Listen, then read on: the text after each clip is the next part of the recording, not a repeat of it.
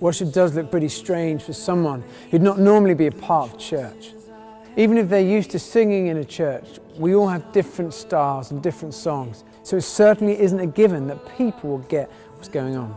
We believe that worship is an important part of Alpha. When we invite someone along, we want them to have an experience of what being a part of church is about. And so it's important that they see all aspects of what makes up church. There's never an easy time to invite people into worship. It's always kind of awkward. And we found that because it's always awkward, we might as well get over it at the beginning and allow the guests to get used to it as part of the process. We often make a bit of a joke of it. The worship leader on the first night will say, "Hi, I'm your worst nightmare," a Christian with a guitar. Normally gets a few laughs and acknowledges the awkwardness of the situation. What we found is that many people at the beginning of Alpha think the worship is the worst bit, but it's often the same people at the end of Alpha say that it's the very best bit.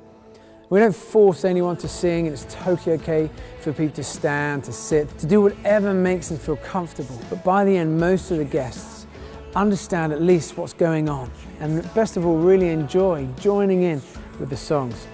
Obviously, it depends on your context as to whether worship makes sense. If you've only got a few friends in your uni dorm, then it might feel weird to sing together, whereas at a church with a larger group, it might be more appropriate. It's up to you to decide where worship fits in.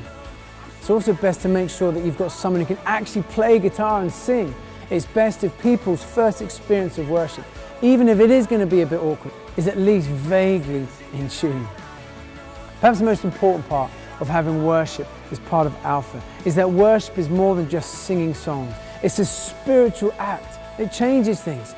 When we worship, we enter into God's presence, and it's in His presence that the Holy Spirit changes us. By having worship on Alpha, we change the spiritual atmosphere and we're drawn together towards God. We might not realize it, but God really does amazingly profound things in our times of worship. I can think of friends who've done worship who have encountered God. They've been overwhelmed by a sense of His love. They've found themselves weeping in the singing and the worship, not fully understanding what's going on. Friends who talk about kind of walking to work and finding themselves singing these songs, huge amounts of joy and excitement as they allow God to change them. God is real, and when we worship Him, He draws near and we encounter Him afresh. And it's a wonderful opportunity to allow those coming to Alpha to experience the presence of God in a totally different, life-changing way. Worship on Alpha gives people a glimpse of what the Christian life looks like, and it invites them to give it a try. And we hope and pray, perhaps, to encounter God.